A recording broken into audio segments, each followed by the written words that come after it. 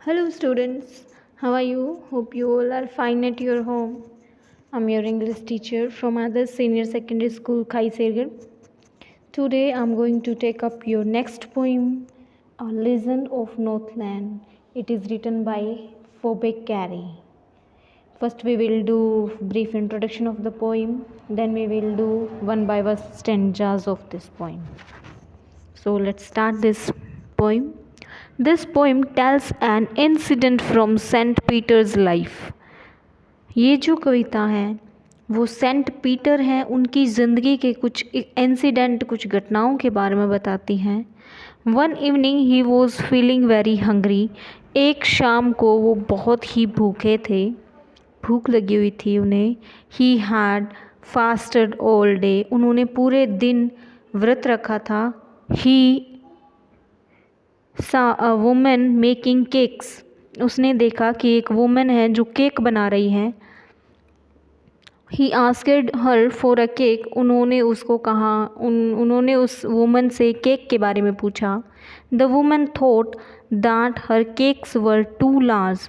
Woman ने सोचा कि जो उसने केक बनाए हैं वो बहुत बड़े हैं.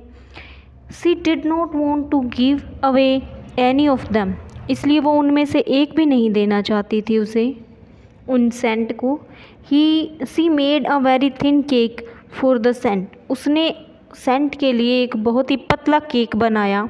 But then he thought this one also too large to give away. पर उसने सोचा कि ये जो है वो भी उससे बड़ा है, बहुत बड़ा है देने के लिए.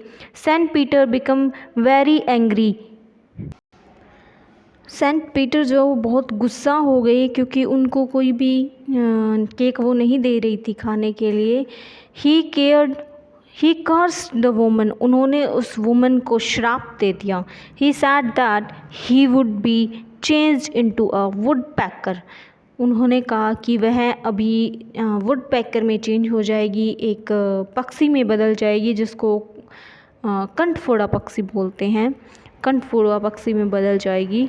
Then she would have to bore the trees to find her food. इसलिए फिर उसको अपना भोजन प्राप्त करने के लिए पेड़ों में होल करने होंगे, बोर करने होंगे, उनको सुराख करने होंगे, बोर करने होंगे मतलब सुराख. As soon as the saint spoke his curse. जैसे ही जितनी जल्दी सेंट ने वो अपना श्राप दिया, the woman went up through the chimney of her house. जैसे ही सेंट ने वो अपना श्राप दिया वो उतनी ही जल्दी ही उस चिमनी में, अपने घर की जो चिमनी होती है, जो चिमनी मतलब होती है कि घर से बाहर धुआं निकलता है, तो उस में से वो बड़ी मतलब अंदर गई.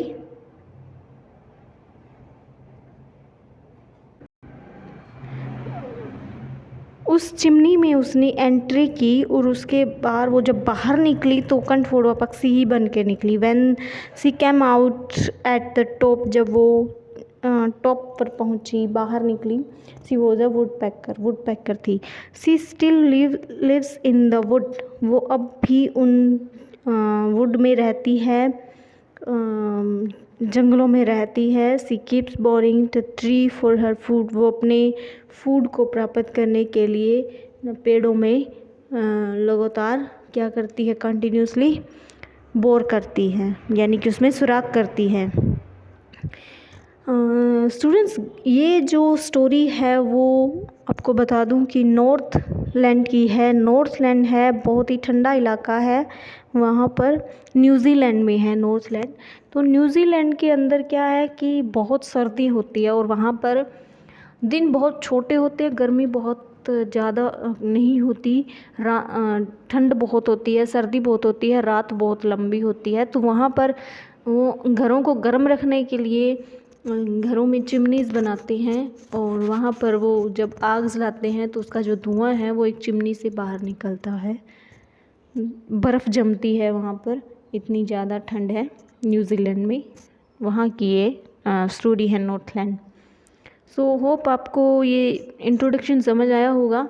ये जो पोइम है थोड़ी सी लंबी है, इसको हम स्टेंजास में करेंगे। सो आज के लिए इतना ही, हम नेक्स्ट वीडियो में करेंगे इसके स्टेंजास। आप इसको पढ़ो, समझो, होप आपको अच्छी लगी।